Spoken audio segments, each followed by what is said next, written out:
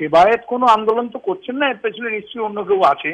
এরম ভাবে তো আন্দোলন হয় না। আর বিশেষ করে সবচেয়ে ভাবছি যে যেখানে আমরা শবরীমালায়, যেখানে মন্দিরে মন্দিরে আমরা যেখানে অধিকারের জন্য চেঁচাচ্ছি আমরা সবসময়, সেখানে আমি আজকে পুজোর অধিকার বন্ধ করছি। আর জগন্নাথ দেবের মন্দির যেখানে সমস্ত মানুষ, মানে বর্ণ ধর্ম নির্বিশেষ চিরকাল তার ব্যবস্থা হয়েছে, সেখানে এর আগেও ওই 2-4 জনকে আটকানোর চেষ্টা হয়েছে কিন্তু।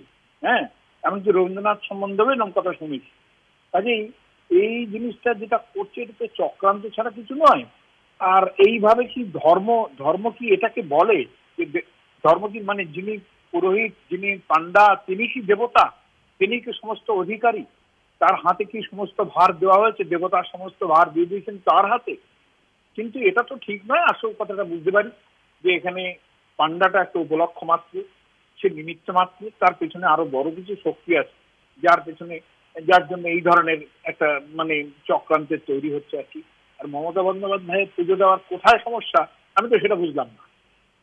কোন আধার্মিক তিনি? যদি এরমই হয় যে তিনি বিধর্মী, তাও তো নন। তিনি যে বাড়িতে কালী পুজো করেন, এ করেন, সমস্ত পুজোর মধ্যে তিনি আছেন। তাহলে এটা কিরকম? ধর্মটা এবং পূজাটা কি একমাত্র বিজেপির অধিকার, নাকি ওই পান্ডার একমাত্র অধিকার? এটা আমরা বুঝতে চাই।